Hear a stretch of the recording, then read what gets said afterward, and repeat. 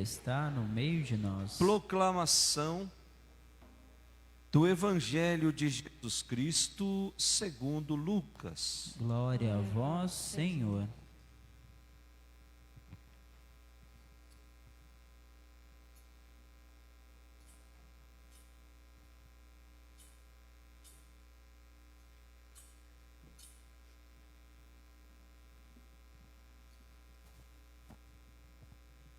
Aconteceu que num dia de sábado, Jesus foi comer na casa de um dos chefes dos fariseus, e eles o observavam.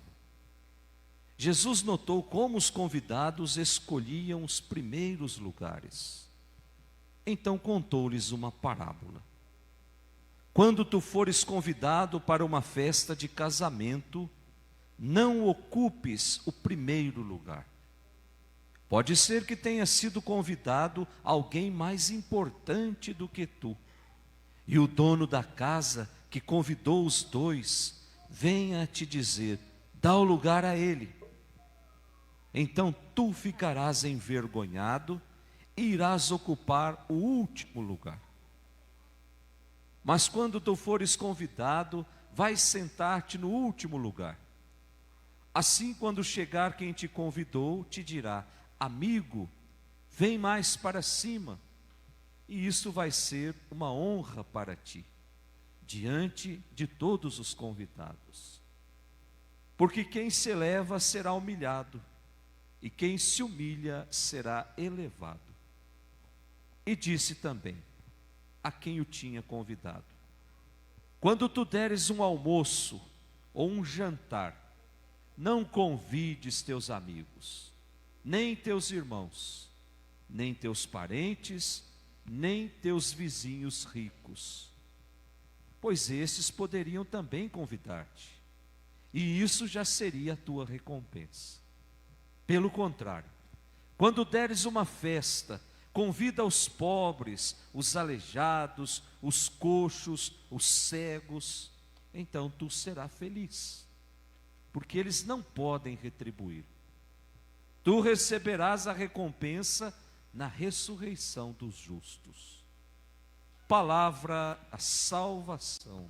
Glória a vós, Senhor. Com carinho preparastes uma mesa para o pobre.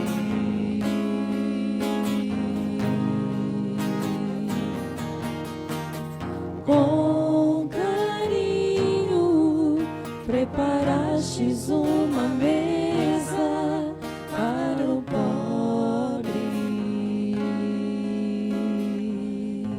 Que as palavras do Santo Evangelho perdoem os nossos pecados.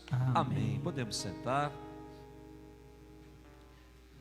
Caríssimos irmãos, caríssimos amigos que nos acompanham pelas redes sociais, nós, encerrando os festejos da nossa padroeira, hoje recordamos Santo Agostinho, o filho gerado pelas lágrimas e pela oração de Mônica.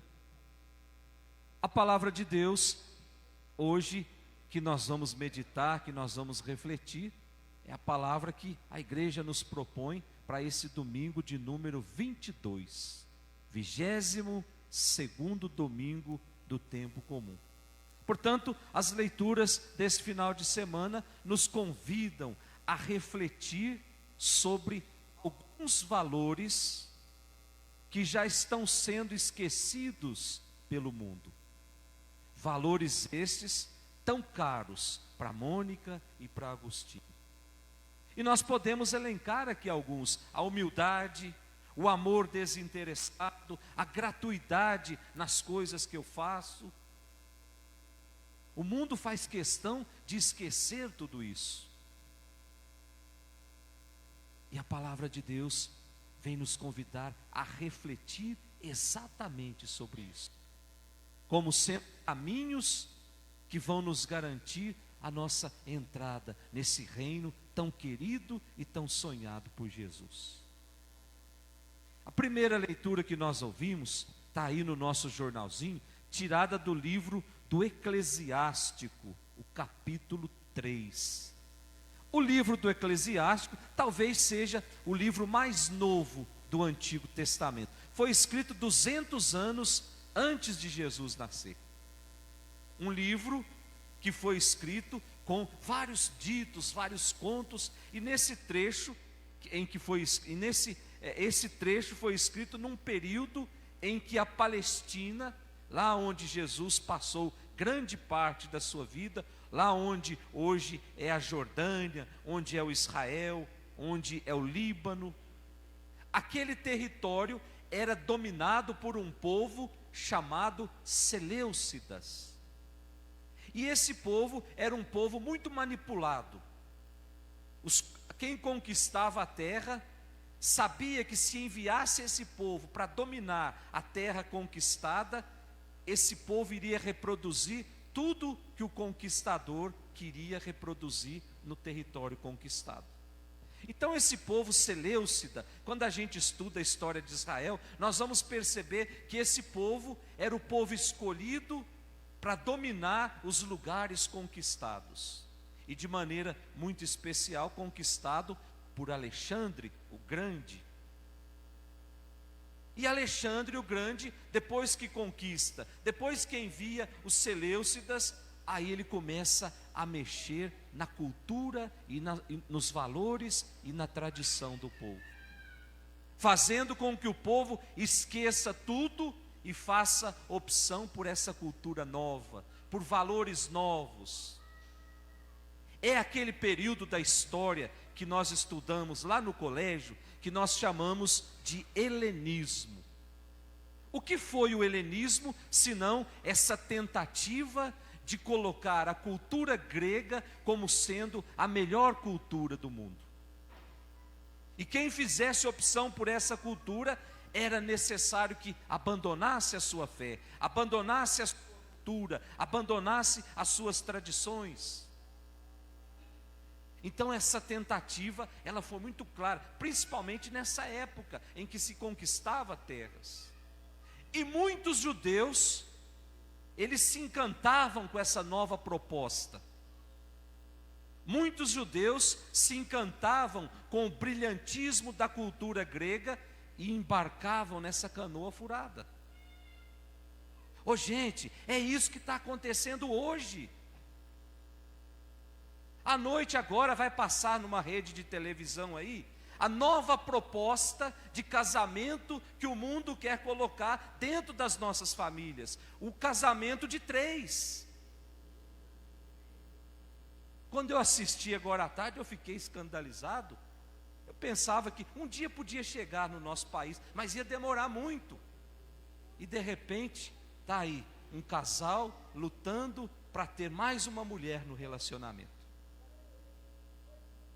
Aos poucos, nós estamos construindo um Deus com os pés de barro. E nós estamos colocando fardos nesse Deus, mas os pés são de barro. A hora que esse projeto começar a ruir, vai ser uma destruição total. Mas antes dessa destruição, muitas famílias serão destruídas. Muitos projetos de vida serão destruídos. E cabe à igreja gritar para que isso não aconteça. Cabe à igreja orientar os seus fiéis para que não embarquem no brilhantismo falso dessas novas propostas. Nós estamos embarcando numa aventura que nós sabemos que essa canoa está totalmente rachada, totalmente trincada. Quando nós estivermos em alto mar, ela vai afundar. Então cabe à igreja dizer: não embarquem, não entrem nesse barco, porque esse barco vai afundar. E era o que estava acontecendo 200 anos antes de Jesus nascer. Não entrem nessa do helenismo, porque nós vamos abandonar aquilo que nós temos de mais precioso dentro de nós, que é a nossa fé. Fé que se dá pela escuta da palavra. Portanto, a palavra, ela é muito clara. E aí estava acontecendo tudo isso. Era preciso que alguém se levantasse e dissesse: nós não podemos embarcar nessa aventura. Então o autor do livro do Eclesiástico é um judeu tradicional que se orgulha muito da sua fé, que se orgulha muito dos seus valores e tem a plena consciência de que a cultura grega estava ameaçando as raízes do seu povo. Então ele começa a escrever para defender primeiro o patrimônio religioso e cultural do seu povo. E aí ele diz assim que a sabedoria encontrada na lei, a sabedoria encontrada na palavra de Deus, ela é infinitamente maior do que a sabedoria dos gregos. A sabedoria encontrada nos livros, a sabedoria encontrada na tradição da igreja, a sabedoria encontrada nos bispos, no Papa, ela é infinitamente maior do que essa sabedoria que estão vomitando dentro das nossas casas, muitas vezes via redes sociais. A sabedoria que a igreja nos apresenta, ela é infinitamente. É aí que nós temos o texto de hoje. Que o autor, ele conversa com o ouvinte como se ele fosse um pai, orientando o filho. E fala de humildade. Para ele a humildade é uma das qualidades fundamentais que o homem deve cultivar. E que é na humildade, na simplicidade, que reside o segredo da sabedoria. Olha só que coisa bonita, gente. É na humildade que reside o segredo da sabedoria. Depois nós temos a segunda leitura. Segunda leitura, a carta aos Hebreus. O texto que foi proposto hoje, que está aí no nosso jornalzinho, podem levar o jornalzinho para casa e depois meditem durante a semana as leituras. A segunda leitura, o texto é um pouco estranho. Dá a impressão que não faz muito sentido se lermos só esse trechinho que está aí. Mas é um texto que nos propõe uma redescoberta. Primeiro, uma redescoberta da fé. Depois, uma redescoberta do sentido das nossas opções, a fim de vencermos o comodismo, a fim de vencermos a preguiça. É o comodismo e a preguiça que vai deixando a nossa caminhada morna. É o comodismo e a preguiça que vai abrindo as portas para que esse novo projeto do encardido para a nossa humanidade entre dentro das nossas casas. Quando eu me acomodo, quando eu sou preguiçoso de buscar orientação na igreja ou na palavra de Deus, quando eu me acomodo. No seminário tinha um professor que ele dizia assim: ninguém aprende por osmose. Não é porque eu fico sentado com o tercinho na mão que eu vou aprender. Se eu não tiver a coragem de buscar na Sagrada Escritura. Quem não lê é obrigado a acreditar no que os outros falam. E o outro pode falar mentira no nosso ouvido. Ao passo que se eu me debruço sobre a palavra, aquilo que eu não compreendo muito bem, porque tem muita coisa que a gente não compreende, mas tem quem compreende, que eu confio, e eu posso sentar com essa pessoa e vamos estudar juntos a palavra. Nós estamos na era digital, então tem muitos sites católicos de verdade que nos orientam para isso. É por isso que toda vez que sai um site bom, católico, que nos ensina de verdade, logo em seguida vem alguém que funda outro justamente para tentar diminuir a importância daquele. E assim o inimigo vai agindo na nossa vida. Então o autor dessa segunda leitura da carta aos Hebreus, ele vem dizer: se nós não enfrentarmos o comodismo, se nós não enfrentarmos a preguiça, nós vamos passar por esse mundo sendo homens e mulheres mornos, nem quente nem frio. E aí quando bater os desafios, quando bater a dor, quando bater o sofrimento na nossa porta, nós não temos onde nos alimentar. Nós não temos onde nos segurar. Por isso, aumentar a fé dentro do nosso coração é fundamental para que eu possa participar desse reino. Quando chegar a provação, eu vou ter com que enfrentar essa provação. E por fim, o nosso evangelho de hoje, o evangelho de São Lucas, o capítulo 14, nos mostra Jesus num dia de sábado fazendo uma refeição na casa de um fariseu. Não é essa a história que está aí? Desenrola a partir dessa ida de Jesus até a casa de um fariseu. Era muito comum na época de Jesus, depois da reunião lá na sinagoga, você convidar alguém que estava lá na sinagoga para ir para sua casa, para juntos continuar refletindo aquilo que foi dito na sinagoga. Então é muito comum no mundo judeu.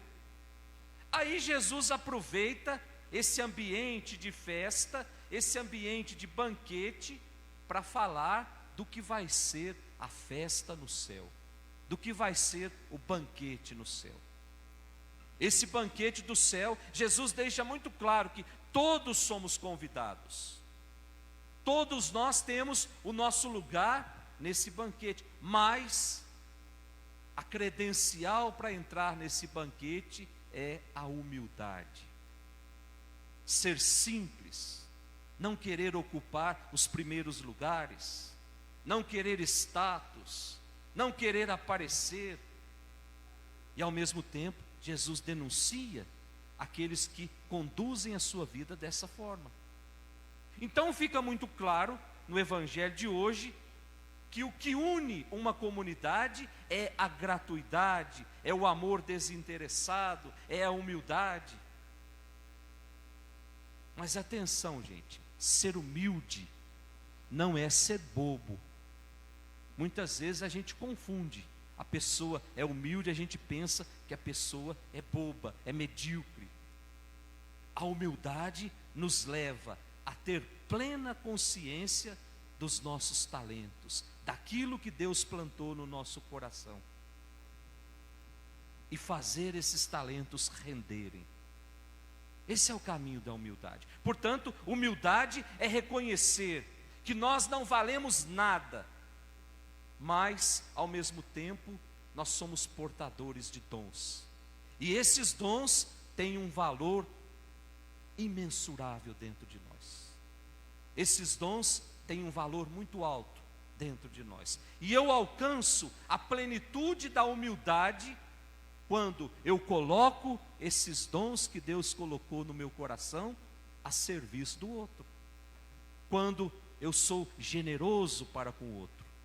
Quando eu sou amável para com o outro, quando eu sou tolerante para com o outro. Nós alcançamos a plenitude da humildade dessa forma. Quando nós reconhecemos, eu não sou bobo, Deus colocou um tesouro dentro do meu coração. Agora eu vou abrir esse tesouro e vou colocar esse tesouro a serviço do outro. Quantos dons Deus nos deu? Ontem o Padre Cido estava falando da catequese. Quantos dons Ele nos deu? Padre, mas eu não sei falar, eu tenho vergonha de falar em público. Mas o serviço que você faz na comunidade, o simples fato de pegar o jornalzinho depois da missa e colocar lá, você está ajudando outra pessoa que no outro dia precisa vir aqui fazer a limpeza. É descobrir de novo esses dons que Deus me deu e que estão sendo apagados pelo mundo, porque o mundo acha assim: se você faz alguma coisa de graça, você é bobo. Eu preciso ter a recompensa. E aí Jesus está dizendo: a recompensa daqueles que são fiéis à palavra, ela não está nesse mundo, ela está lá em cima. Então nós somos cidadãos do céu, nós nascemos para o céu. Deus nos permitiu viver nesse mundo alguns anos, mas a nossa consciência precisa ser muito clara: eu sou do céu. Eu tenho uma mãe lá no céu que olha por mim. Eu tenho um pai lá no céu que está sempre me esperando. Portanto, passar por esse mundo, viver as experiências desse mundo, com os pés nesse mundo, mas o coração não pode se apegar às coisas desse mundo. É por isso que na hora da missa, quando o padre fala corações ao alto, o que a gente responde? O nosso coração está em Deus. E aí a gente precisa responder para nós mesmos: será que o meu coração está em Deus? Ou será que o meu coração já está pregado nas coisas desse mundo? Ninguém leva nada desse mundo para o céu. Quando o meu coração está em Deus, aí sim, os dons que Deus me deu, eles fazem sentido estar à disposição do outro. Peçamos, meus irmãos, nessa Eucaristia, que Deus nos conceda essa graça. E Ele nos concede, porque concedeu a Mônica, concedeu a Agostinho e pode conceder a cada um de nós. Louvado seja nosso Senhor Jesus Cristo. Aleluia, aleluia.